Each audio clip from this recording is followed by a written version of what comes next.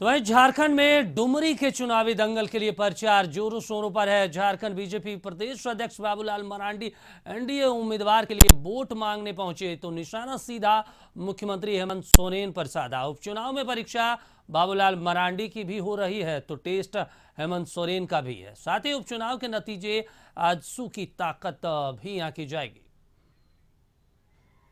डुमरी में इंडिया और एनडीए का मुकाबला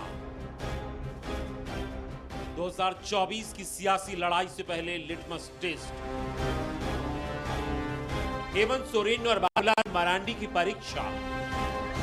डुमरी के दंगल में जीत के लिए इंडिया गठबंधन और एनडीए पूरा दम लगा रहा है। जेएमएम उम्मीदवार के समर्थन में मुख्यमंत्री हेमंत सोरेन पहले ही सभा कर चुके हैं। अब झारखंड बीजेपी अध्यक्ष बाबूलाल मरांडी आज उम्मीदवार के प्रचार के लिए पहुंचे। मुकाबला कांटे का है और प्रतिष्ठा दांव पर लगी है तो दोनों ही गठबंधन पूरा जोर लगा रहा है। घर घर प्रचार से लेकर चुनावी सभा तक की जा रही है। बाबूलाल मरांडी ने कहा कि जनता के उत्साह से साफ है कि नतीजा क्या होगा। मैं तो इतना ही सोचा था कि मंच पर कुछ लोग होंगे, लेकिन बारिश में भी इतनी तादाद में लोग यहाँ उपस्थित हैं।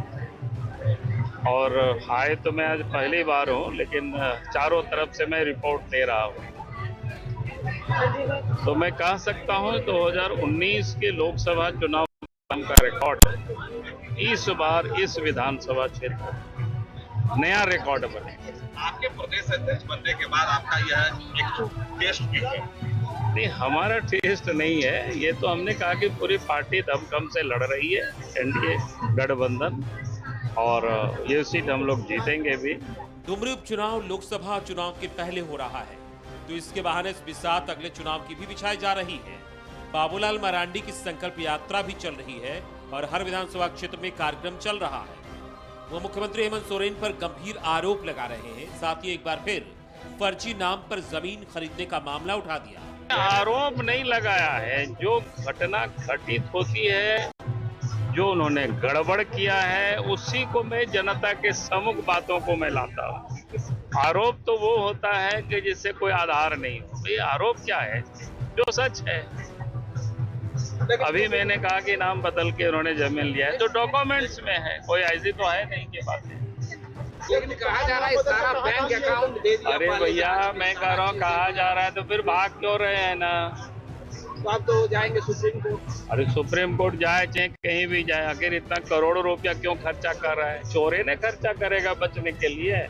ये चुनाव अहम क्यों है जरा वो समझते हैं। इंडिया गठबंधन बनने के बाद ये पहला उपचुनाव है। बाबूलाल मरांडी के झारखंड बीजेपी अध्यक्ष बनने के बाद भी ये पहला उपचुनाव है। यानी हेमंत सोरेन और बाबूलाल मरांडी दोनों का लिटमस टेस्ट है। इसके अलावा इस उपचुनाव में आजसू की ताकत भी आंकी जाएगी। अगर चुनाव में आजसू की जीत होती है तो 2024 में सुदेश महतो की पार्टी ज्यादा सीटों पर दावेदारी जता सकेगी। डुमरी उपचुनाव के लिए मतदान 5 सितंबर को है तो वोटों की गिनती 8 सितंबर को होनी है। एनडीए नेता बड़ी जीत का दावा कर रहे हैं और निश्चित तौर पर इस बार डुमरी विधानसभा उपचुनाव में जिस प्रकार हम लोग रामगढ़ विधानसभा चुनाव में कांग्रेस पार्टी के उम्मीदवार को हम लोग भारी मतों से हम लोग पराजित किए, इस बार भी हम लोग डुमरी में भी एनडीए उम्मीदवार श्रीमती जसोदा देवी जीते और झारखंड मुक्ति मोर्चा के उम्मीदवार को हम लोग भारी मतों से हम लोग हराएंगे, ताकि पूरे झारखंड में जो अभी स्थिति बनी हुई है, जो राज्य में अराजकता की स्थिति बनी हुई है, उसको संभालने जनता कोई सरकार से बहुत उम्मीद है, लेकिन 4 वर्ष अब होने को है, लेकिन कोई भी उम्मीद अभी तक खरा नहीं उतरा। दावा एनडीए की तरफ से जीत का किया जा रहा है तो इंडिया गठबंधन भी पीछे नहीं है। वित्त मंत्री रामेश्वर उरांव ने कहा कि झारखंड में सरकार बेहतर तरीके से चल रही है और डुमरी में गठबंधन उम्मीदवार को जिताकर जनता इस पर मुहर लगा देगी। डुमरी उपचुनाव में कल ही बैठक हुई हम लोग 4 मंत्रियों की। हम लोग तय करेंगे कि डुमरी में चलेंगे। हमारे सहयोगी पार्टी जेएमएम है, जेएमएम कैंडिडेट बीजेपी जी हैं, उनको जिताने का हर कोशिश करेंगे। गांव-गांव घूमेंगे, लोगों से अनुरोध करेंगे कि जगन्नाथ बाबू बहुत अच्छा काम किए हैं एजुकेशन के क्षेत्र में, तो उनकी पत्नी धर्मपत्नी को जिताएं। नहीं, देखिए बाबूलाल जी का क्या जवाब देंगे हम लोग। उनको राजनीति कर रहे हैं, विपक्ष में है, राजनीति विपक्षी कर रहे हैं, तो हमला करना, हमलावर होना उनका धर्म बनता है तो ही कहेंगे हम। डुमरी सीट खाली हुई है जगन्नाथ महतो के निधन से। एक नजर डालते हैं कि 2019 के चुनाव में किस पार्टी को कितने वोट मिले थे। तब जेएमएम की तरफ से जगन्नाथ महतो उम्मीदवार थे।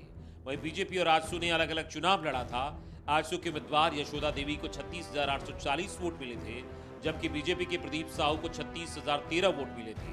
वहीं जेएमएम के जगन्नाथ महतो ने 71,128 वोट लाकर जीत हासिल की थी। इस बार समीकरण अलग है। बाबूलाल जी आजकल घूम रहे हैं।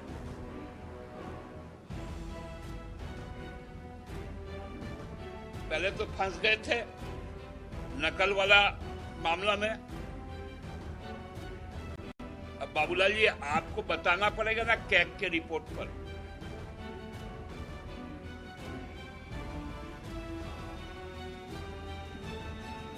कि अब तो आप भी डबल इंजन का एक तो सस्पेंशन है। आपका क्या प्रतिक्रिया है?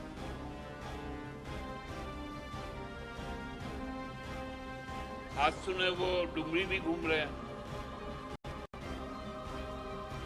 क्या बोलेंगे वहां जाकर कि हमने 2001 में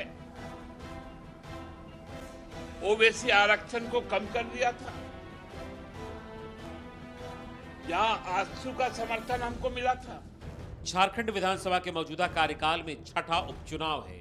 अब तक 5 उपचुनाव में एनडीए को सिर्फ एक सीट पर जीत मिली है, जबकि बाकी 4 उपचुनाव में महागठबंधन की जीत हुई है।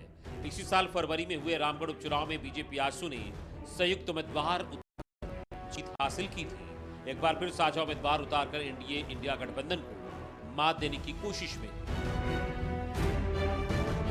2024 के लोकसभा चुनाव के पहले डुमरी उपचुनाव इंडिया गठबंधन के लिए बड़ी परीक्षा मानी जा रही है।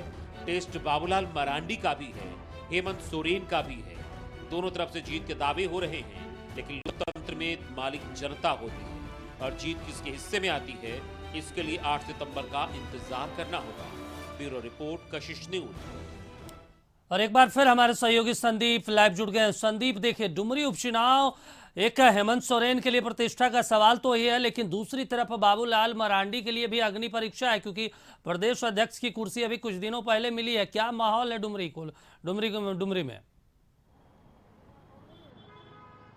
यदि डुमरी उपचुनाव की बात करें तो 5 सितंबर को इसके लिए वोटिंग होना है और कहीं ना कहीं इंडिया घटक दल के जितने लोग हैं और दूसरे तरफ एनडीए की यदि आजसू और बीजेपी का गठबंधन की बात करें तो जितने भी बड़े नेता हैं कहीं ना कहीं उनके लिए एक यह पूरा दांव की तरह है, क्योंकि एक तरफ मुख्यमंत्री हेमंत सोरेन ने उन 36 लोगों जो प्रचारक होंगे, स्टार प्रचारक, उनकी सूची जारी की है, जिसमें गुरुजी के साथ साथ इंडिया घटक दल के जितने बड़े नेता हैं, चाहे अविनाश पांडे जो कांग्रेस के प्रभारी हैं उनकी बात करें, या जेडीयू फिर या जो कांग्रेस के बड़े नेता हैं, मंत्री हैं, वे सारे को इस चुनाव प्रचार में जाएंगे। और दूसरी तरफ जो प्रदेश अध्यक्ष बीजेपी के हैं बाबूलाल मरांडी, वो भी कहीं ना कहीं कैंप किए हैं डुमरी में और प्रत्येक दिन जनसभाओं को वे संबोधित कर रहे हैं, ताकि जो उनकी प्रत्याशी आजसू की जो प्रत्याशी हैं यशोदा देवी, उनकी जीत सुनिश्चित हो सके। वहीं जगन्नाथ महतो की पत्नी बेबी देवी इंडिया घटक दल की कैंडिडेट है और उनकी जीत सुनिश्चित करने के लिए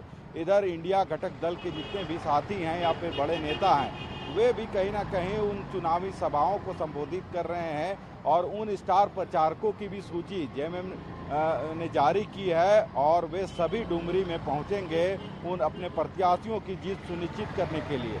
तो देखा जाए तो दोनों तरफ से जो सियासत है वह अब चल रही है और जो दोनों की इज्जत इस पूरे सीट पर डुमरी उपचुनाव को लेकर है, पर आज डुमरी का किसके सर चढ़ेगा वह जो आम जनता है डुमरी की, वो 5 तारीख को मुहर लगा कर करेगी और 8 तारीख को मतगणना होनी है, यानी 8 तारीख को स्थिति स्पष्ट होगी। चलिए बिल्कुल संदीप, 8 को अब हम सभी को इंतजार है कि क्या कुछ फैसला डुमरी की जनता सुनाती है। आप इस पूरे मामले पर नजर बनाए रखिए। तमाम जानकारी के लिए फिलहाल आपका शुक्रिया।